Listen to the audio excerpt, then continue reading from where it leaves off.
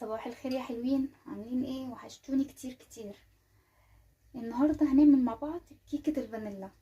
كيكه الفانيليا اللي انا هعملها النهارده كيكه سهله هشه بمكونات بسيطه جدا. انا هعملها علشان الفطار والاولاد والمدارس، يعني ممكن تعملوها للاولاد. يلا بينا نصلي على سيدنا محمد عليه الصلاه والسلام ونبدا نعمل الوصفه بتاعتنا. بس قبل ما نبدا كالعاده يلا نشترك بسرعه في القناه عشان يوصل لكم كل جديد، ونقول بسم الله ونبدأ معانا.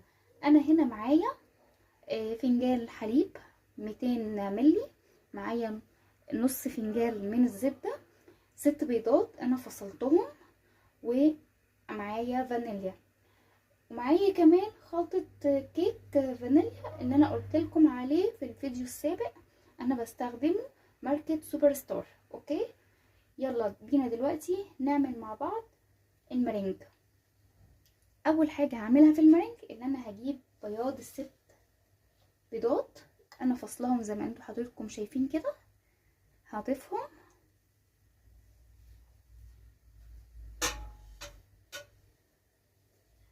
وهضيف عليهم الفانيليا. طبعا في حاله ان انتي بتستخدميش خليط جاهز بتضيفي عليه مقدار 100 جرام سكر بالتدريج وانتي بتضربي المرينج. وهنبدأ نضرب المرينج مش اقل من 10 دقايق لحد القوام اللي احنا عايزينه ما يبقى معاه. نقول بسم الله.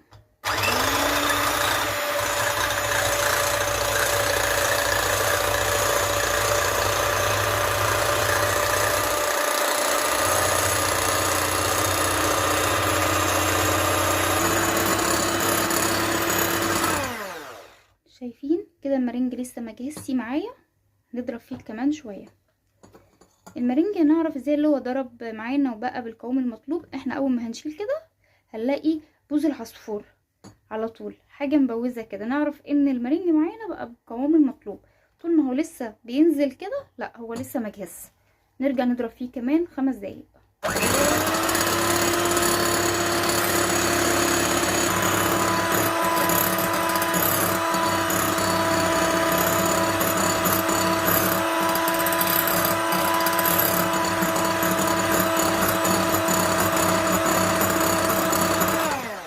شايفين يا جماعه؟ شايفين البوز بوز معايا ازاي؟ هو ده اللي انا قصدي عليه. اول ما يبدا يبوز معاكي كده تعرفي ان المرنج بتاعك بقى تمام، خلاص مش محتاج ضرب تاني. ما يضربش اكتر من كده عشان ما يرجعش يفصل مننا. تمام.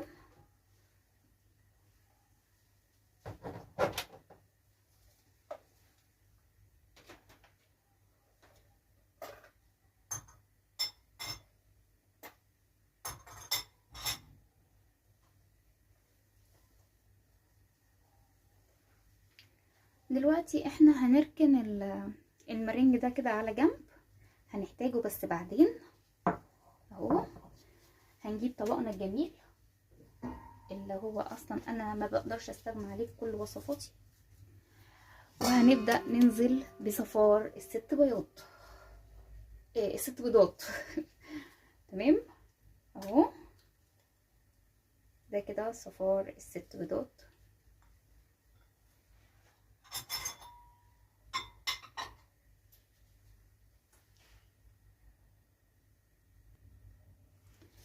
وهننزل برشة فانيلا سايلة او بودر المتوفر عندك. انا مش هكتر لان انا الخلطة بتاعتي فيها فانيليا اصلا. وهنبدأ نضربه مع كوباية الزبدة بتاعتنا اهي كده. نجيب الاسباشلا لان احنا عارفين الجو برد، الزبدة بتاعتنا جمدت معايا على طول اهو.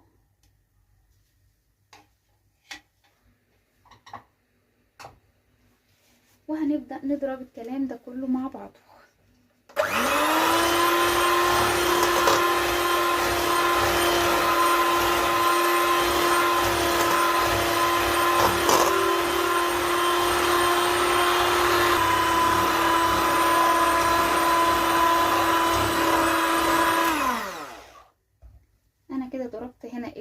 مع الصفار هنجيب فنجان حليب 200 ملي وهنضيفه بالمنظر ده،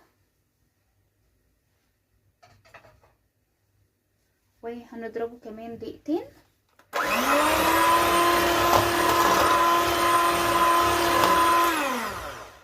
معلومة، وانتوا بتضربوا يا جماعة خليط الكيك اضربوه في اتجاه واحد، ما ترجعيش تضربيه في اتجاه التاني عشان مكونات الكيك ما تفصلش منك. تمام.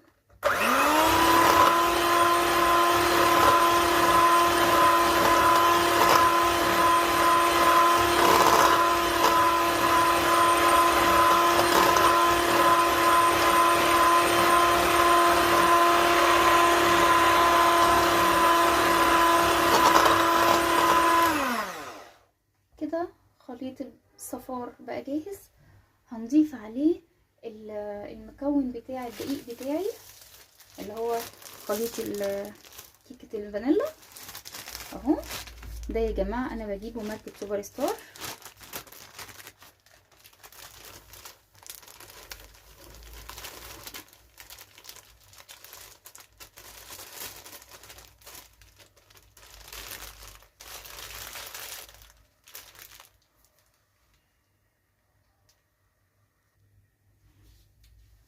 اول حاجة هنعملها انا بس بضرب كده بالراحة من غير ما اشغل المضرب بتاعي علشان الدقيق معايا ما ينطرش بره الطبق، لحد بس ما يتجانس كده حاجة بسيطة.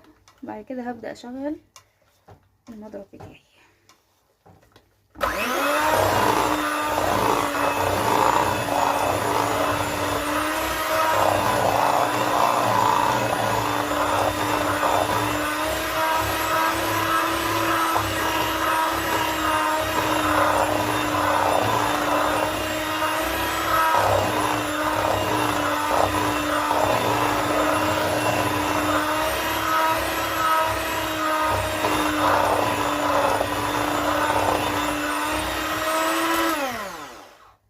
احنا بنفضل نضرب في المكون ده لحد ما الدقيقة لونها تبقى فاتحة شوية، ويبقى انا احس ان هو بدأ يبقى كريمي.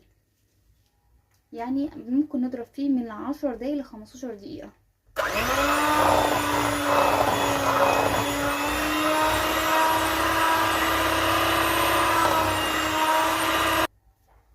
كده انا فضلت اضرب فيه لحد ما بقى شبه الكريمة خالص كده زي ما انتوا حضراتكم شايفين. طبعا هتلاحظوا ان القوام بتاعه تقيل جدا لان احنا لسه ما ضفناش المارينج. هنبدأ نضيف المارينج بالتدريج اهو. ناخد قطعة مارينج كده اهو، يعني ناخد نص الكمية ونضرب. احنا مش هنضرب، احنا زي ما متعودين مع بعض احنا بنقلب من تحت لفوق، نفضل نقلب من تحت لفوق لحد ما المارينج يختفي معايا في العجينة. ما بنضربش عشان الهواء وهشاشة المارينج ما تروحش مني. انا عايزاها كيكة فومية خالص شبه الاسفنجية كده. تمام. نفضل نضرب فيها كده من تحت لفوق بطريقة بسيطة وبالراحة جدا لحد ما المارينج معايا الاقيه اختفى تماما.